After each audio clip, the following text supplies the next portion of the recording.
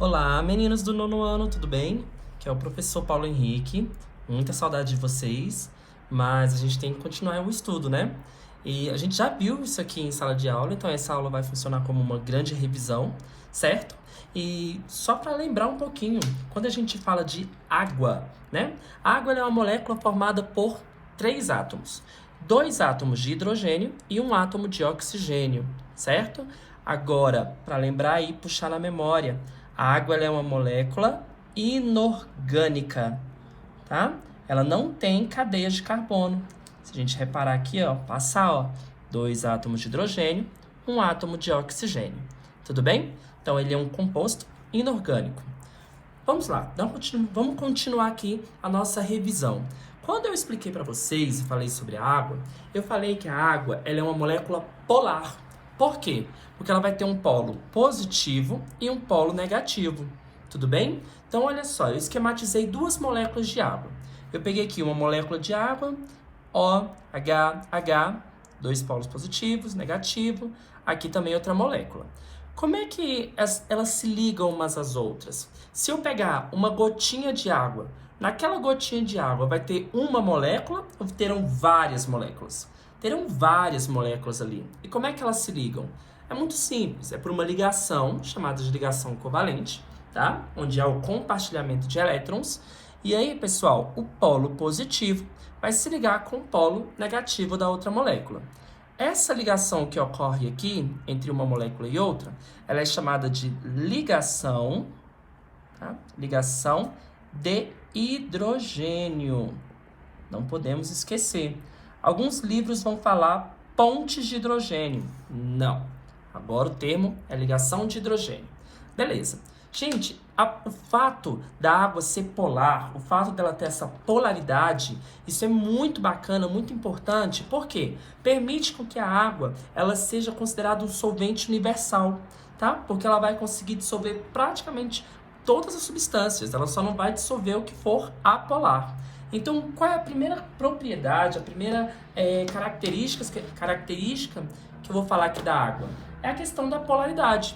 Então, ela tem um polo positivo e um polo negativo. Onde que fica o polo positivo? Ali, ó, no hidrogênio, certo?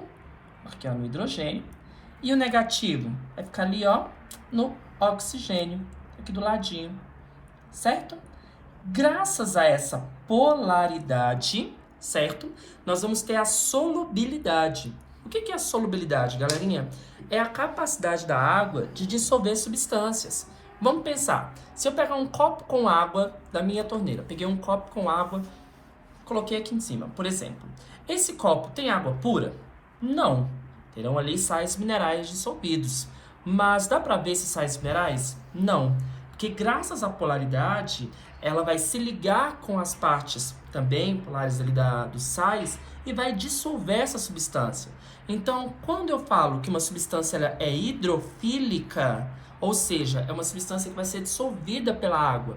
Se eu pegar o sal, jogar no copo com água, ele vai dissolver. Se eu pegar o açúcar, ele vai dissolver. E dentre outras substâncias. Então, por exemplo, o que é uma substância hidrofílica? Fílica, ela se atrai, ela é atraída pela água. Então, são outras moléculas também polares. Tudo bem? Agora, quando eu falo substâncias hidrofóbicas, fobia, medo, não reage. Quando eu falo substância hidrofóbica, eu estou falando de substâncias apolares. Olha só, um exemplo clássico e que vocês com certeza devem lembrar, que nós falamos em sala, é que as substâncias hidrofóbicas, temos como exemplo o óleo e a gordura, tudo bem? Então, olha só, substâncias hidrofóbicas são apolares, não têm polos. Substâncias hidrofílicas são polares e vão se ligar com a água. Mas outra propriedade importantíssima aqui da água, galerinha, a coesão. O que é a coesão? É a união, olha só, união das moléculas de água,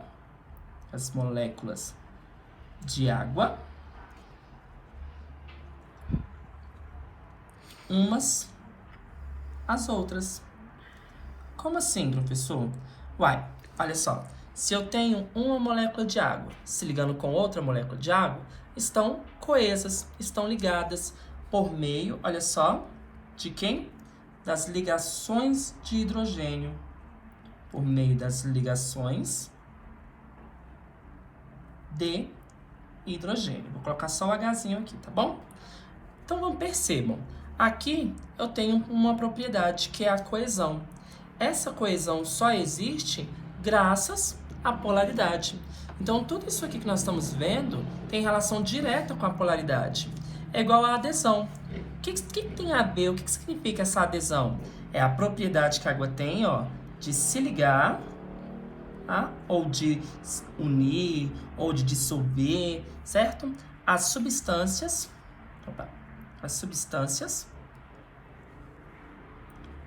polares. Então, quando eu pego aqui um copo com água mineral, ali eu consigo ver a adesão? Sim, porque os sais minerais estão dissolvidos, estão aderidos a essa molécula, tudo bem? Então, tem moléculas polares ali. Não dá para ver a olho nu os sais minerais, mas você sabe que eles estão ali, mas estão dissolvidos, ok? Agora, todo mundo pode lembrar e perceber que quando você enche um copo d'água até a tampa, forma ali uma películazinha, uma fina película. Aquilo ali, pessoal, é o que nós chamamos de tensão superficial. O que é essa tensão? Olha só, essa fina película que é formada, ela é mantida graças às ligações de hidrogênio. Então, olha só, graças às ligações de hidrogênio, nós temos essa propriedade que é a tensão superficial. E isso aqui é muito importante. Tem alguns animais, alguns seres que conseguem caminhar sob a água. Por quê? Porque eles não rompem essa tensão, não rompem essas ligações de hidrogênio, como a gente já comentou em sala, certo? Que é só uma pequena revisão, um aparato de tudo. Agora vamos lá. O que são calor específico e calor latente? O calor específico está relacionado com a quantidade de energia para mudar a temperatura da água,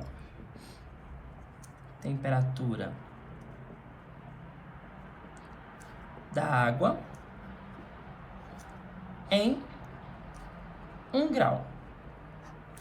Professor, como assim? Gente, se eu pego agora uma panela com água e coloco para ferver, rapidinho a água vai ferver? Não, porque a água, para ela mudar a sua temperatura, tanto para ficar mais quente, né, para ferver, quanto para congelar, eu preciso perder ou ganhar muita energia, muito calor. E aí, a minha temperatura vai variar muito, assim, de forma lenta, não muda de uma vez. Então, por isso nós vamos dizer que a água ela tem um alto calor específico, certo? Porque eu preciso de muita energia para poder mudar essa temperatura, seja para mais ou seja para menos.